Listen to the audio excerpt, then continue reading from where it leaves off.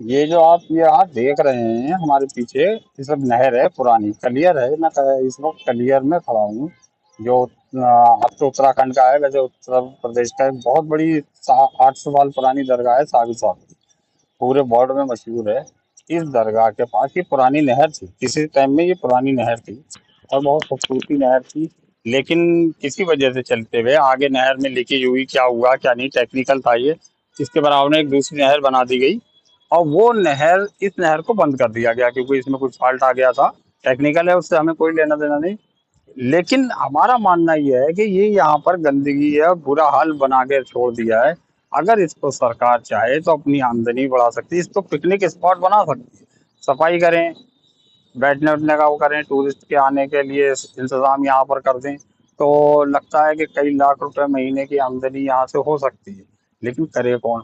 अब सवाल ये होता है, सरकार सरकार यहाँ काम कर रही है, ऐसा नहीं है कि सरकार काम नहीं कर रही। हमने अभी देखा है, सरकार सुविधाएं दे रही है, लेकिन कुछ तो आने वाले जायरीन सुविधाओं का फायदा नहीं उठा रहे हैं। शायद उसका नाजायज फायदा, या ये कहिए कि उसका दुरुपयोग कर रहे हैं। दूसरी बात ये कि यहाँ की लोकल जो लोग हैं, वो उनकी गुंडागर्दी और दादागिरी इतनी है कि जो जायरीन के लिए शेड बना रखे हैं, वहां पर इन लोगों ने दुकानें अपनी लगा दी, ठेले लगा दिए। अभी आप देखिए वीडियो में, दुकानें ठेले लगा रखे हैं। पूरी सारी जगह जायरीन के लिए, जितनी भी जगह है, बाहर से आने वाले वर्ल्ड लेवल से लोग आते हैं। ऐसा नहीं कि हमारे खाली भारत के आते हैं, बल्कि विदेशों से भी जायरीन यहाँ आते हैं और बेचारे परेशान होते हैं। जो जगहें जायरीन की सुविधाओं के लिए यहाँ दी गई थी, सरकार दे रही है, वो जगहें सारी लोकल के लुच्चे लफंगों ने कवर कर रखी है। लड़के हैं, दिन भर मोटरसाइकिल पे इधर से उधर, उधर से उधर, अंदर मेला ग्राउंड में, जो दरगाह ग्राउंड है वहाँ बस लफंगागिरी कर रहे हैं। कोई रोक नहीं टोकना, क्योंकि लोकल पुलिस भी कहाँ तक किस किस से भिड़े, क्या करे। पुलिस करती है, लेकिन अब लोकल से तो नहीं करेगी, वो बाहरी को तो पुलिस भी अपनी ताकत दिखाती है। लेकिन लोकल वाले से किसी से पुलिस कुछ नहीं कहती। हम यही देख रहे हैं लगातार, 2-3 दिन से हम लोग ये चीज कवर कर रहे हैं। दूसरी बात, एक तो ये कि इसको अगर पिकनिक स्पॉट बना दिया जाए तो गवर्नमेंट को, खाते को, वक्फ बोर्ड को या कैनाल को, सबसे मेन चीज है कैनाल की है, कैनाल को फायदा होगा, आमदनी भी कैनाल इसको कर सकती है, लेकिन नहीं कर रही है।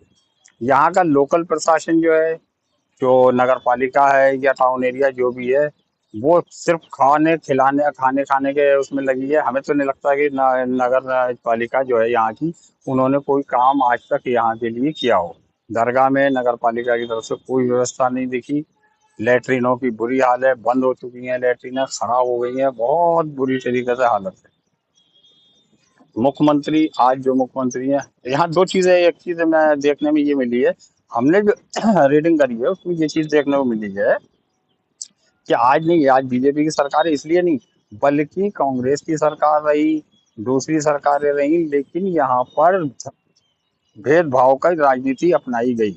आज तक इस दरगाह के इस एरिया को डेवलप करने की कोशिश नहीं की गई, जबकि इसके बिल्कुल पड़ोस में हरिद्वार है। हरिद्वार आप देख, चमन बना हुआ है हरिद्वार। यहाँ भी हो सकता है, यहाँ भी बाहर के लोग आते हैं, यहाँ से भी मैसेज बाहर जाता है विदेशों को। यहाँ के लोग, जो विदेश के लोग आते हैं, वो देख के यहाँ की जो अपने आज बताते हैं दरगाह की, ये भी हालत बताते हैं कलियर की और एक हरिद्वार की भी। तो ये धर्मवाद को ना देख के इसको एक ऐसा बनाया कि तीर्थ स्थल है। ये क्यों देखती है सरकार कि कौन सा तीर्थ स्थल है, मुस्लिम का तीर्थ स्थल है या हिंदू का है? आप अगर हरिद्वार में पैसा इतना लगाया है, लगता रहता है, हरिद्वार की साफ सफाई पे भी ध्यान है, हरिद्वार में टूर पिकनिक स्पॉट बना रखे हैं जगह जगह, है कि इसको भी बनाया जा सकता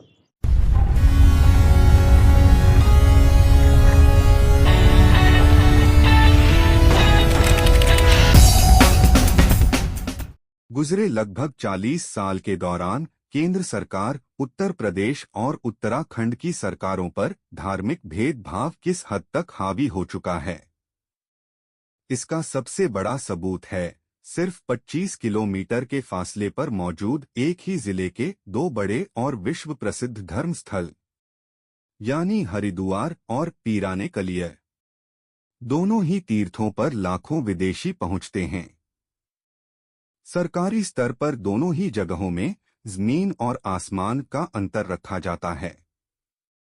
एक तरफ जहां हरिद्वार के विकास और साफ सफाई में कोई कसर नहीं छोड़ी जा रही है, तो वहीं दूसरी तरफ कलियर के विकास और साफ सफाई से सरकारों को कुछ मतलब नहीं रहता। कलियर में फैले गंदगी के साम्राज्य की जितनी जिम्मेदार सरकारें हैं, उससे कई गुना ज्यादा जिम्मेदार कलियर का टाउन एरिया, वक्फ बोर्ड, दरगाह के कारकुन और कलियर के बाशिंदे हैं। तस्वीरों में देखिए, जायरीनों की सुविधा के लिए बनाए गए शेडों में दुकानदारों और फर्जी बहरूपिये मियाओं ने कब्जे जमा रखे हैं। जायरीनों के लिए बनाए गए शौचालयों पर भिखारियों और जेब कतरों के गैंग ने कब्जे कर रखे हैं। कुछ एक शौचालय गंदगी के गोदाम बना दिए गए हैं। उर्स के दौरान जायरीनों के ठहरने के लिए बनाई गई बरेली सराय में भिखारियों, जेब कतरों और ठगों ने अवैध कब्जे जमा रखे हैं। दरगाह से सटी नहरों पर गंदगी के अंबार लगे हैं। एक तरफ भिखारी, जेब कतरे, नशेड़ी आदि नहर पर शौच करते हैं, तो वहीं दूसरी तरफ दुकानदार कूड़ा कचरा डालते हैं। पुरानी नहर खुद कैनाल ने ही बर्बाद कर रखी है। अब ये देखिए आप, ये नई नहर है, जो नई नहर दोबारा बनाई गई थी वो है, और उसकी साइड से भी आप गंदगी की हालत देखिए। यहाँ लोगों को बैठने के लिए, आने के लिए, नहाने के लिए स्पॉट बना दिया गया। यह हालत देखिए आप।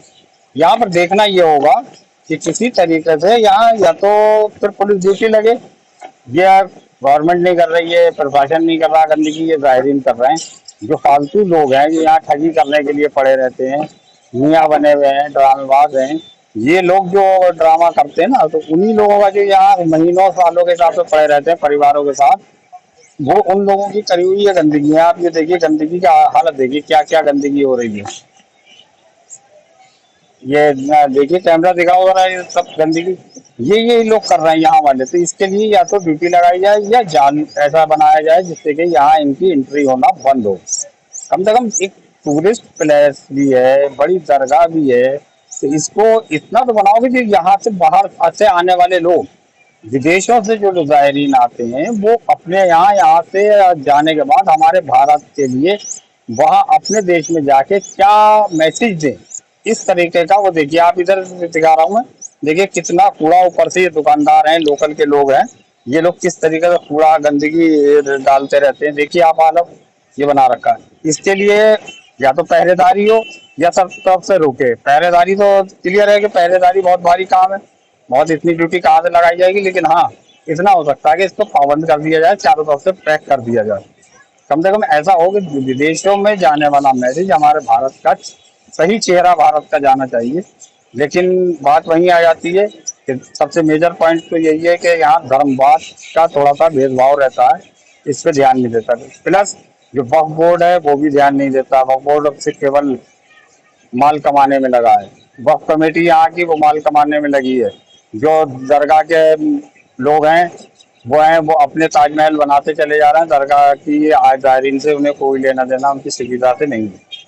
अभी आप देखिए यहाँ के जो लोग हैं, जो दरगाह के मुजाविर हैं या गद्दी नशीन बन के बैठ गए हैं, अपने आप को गद्दी नशीन कहते हैं, ये सारे के सारे लोग, उनके अपने मकान देखिए क्या हालत बनी हुई है, और जायरीन के लिए, दरगाह के लिए कुछ नहीं है, खंडर बना रखी है।